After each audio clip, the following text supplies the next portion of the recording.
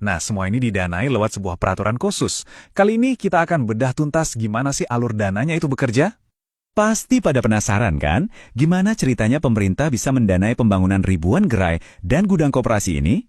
Nah, untuk menjawabnya, ayo kita ikuti alur dananya satu persatu.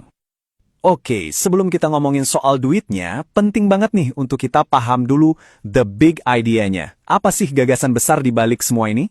Jadi gini, semuanya itu berawal dari sebuah instruksi presiden di tahun 2025. Tujuannya satu, akselerasi, percepat pembangunan fisik untuk yang namanya Inisiatif Koperasi Merah Putih. Tujuannya itu jelas banget, yaitu untuk membangun sebuah jaringan outlet, gudang, dan juga peralatan yang bisa mendorong ekonomi lokal. Coba deh bayangin, ini tuh kayak membangun urat nadi ekonomi baru langsung di tingkat desa. Oke, untuk biayain proyek raksasa ini, uangnya datang dari beberapa sumber. Sumber yang pertama, namanya Dana Alokasi Umum, atau yang mungkin lebih sering kita dengar dengan singkatan DAU. Intinya, ini dana dari pusat ke daerah buat meratakan kemampuan keuangan.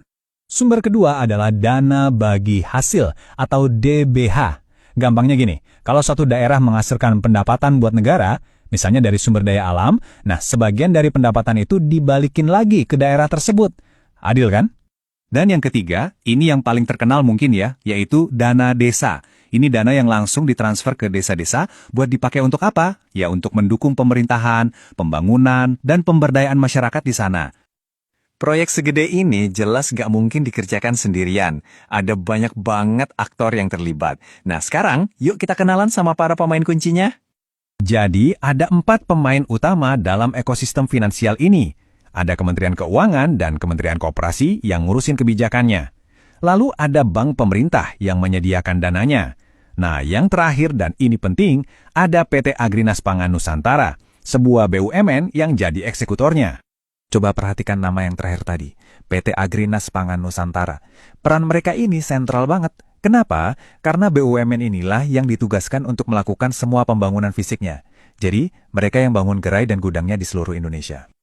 Oke, kita udah kenal pemainnya. Sekarang, mari kita bedah bagian yang paling seru, skema pembiayaan pembangunannya. Gimana sih cara kerjanya?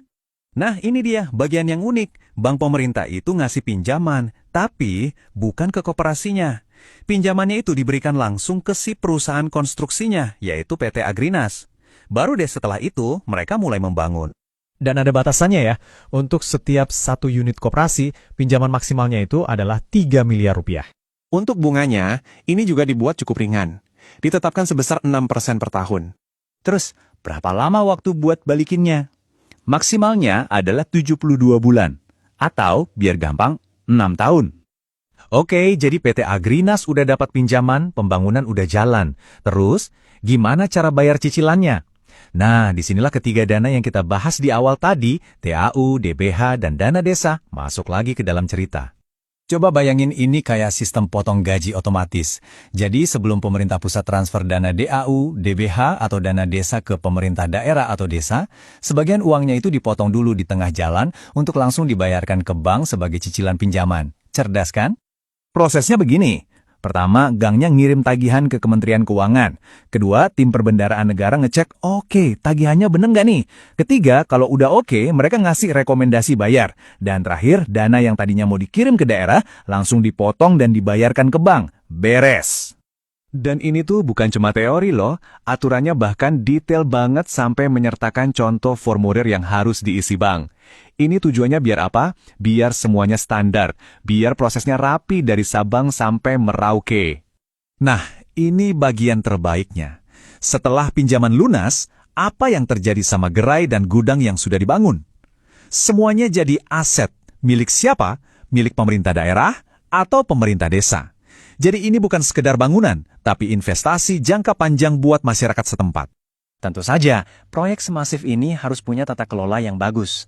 Ada prinsip-prinsip yang harus dipegang teguh biar semuanya berjalan transparan dan akuntabel. Yuk, kita lihat.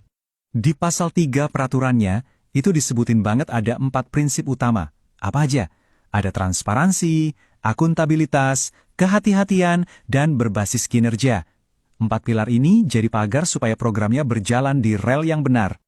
Satu lagi fakta menarik, peraturan baru ini, PM ke-15 tahun 2026, sebenarnya mencabut dan menggantikan dua peraturan lama dari tahun 2025.